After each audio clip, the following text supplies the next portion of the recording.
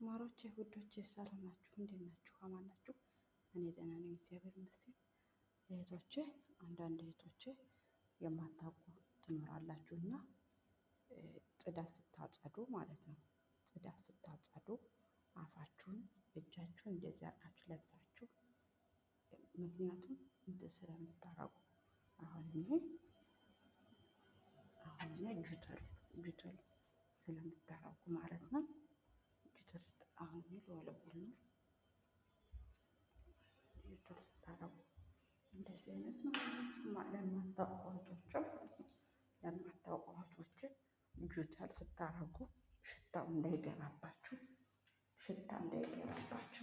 ይሄን ስታደርጉ ማለት ነው። ሽታው የሆነ ደግሞ አለ የሐማም የሽንት ቤት ማጠቢያውን ስታረጉ እንዳይሸታችሁ ካፋችሁ እንዳይገባ በሽታ እንዳይዛችሁ እህቶችን ምን ታረጋላችሁ መሰላችሁ? ይሄ እንደዚህ አርጋችሁ ትለብሳላችሁ። እንደዚህ አርጋችሁ ሐማም ሻወር ቤት ስታጥሩ፣ ቤት ስታጸዱ እንደዚህ አርጋችሁ እዛ በኋላ እኔ በይዘው ጨርሻለሁ። አሁን ነው ትዝ ያለኝ እና እህቶቼ ጨርሻለሁ። እኔ እህቶቼ ውጭ ስታጠዱ እንደዚህ አፍናችሁ እንደዚህ ግላብስ ለብሳችሁ እንዲሁ እንዳይበላችሁ ማለት ነው። አሲድ ስለሆነ ማለት ነው።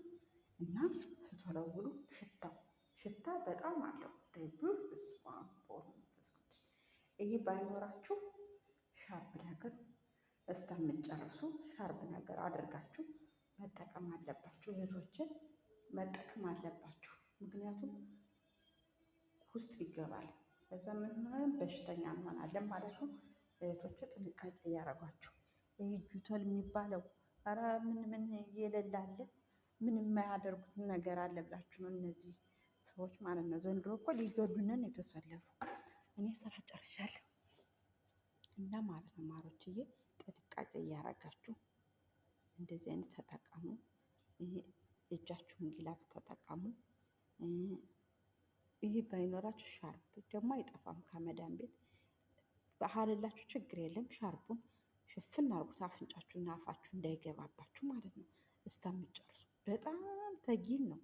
በስመ አብ በጣም ነው እንጂ የሚከብደው። እና እኔ ሁሌም እንደዚህ ለብሳለሁ። ላኪን ዛሬ እህቶችን ለምን ማልነግራቸው ብዬ ነው።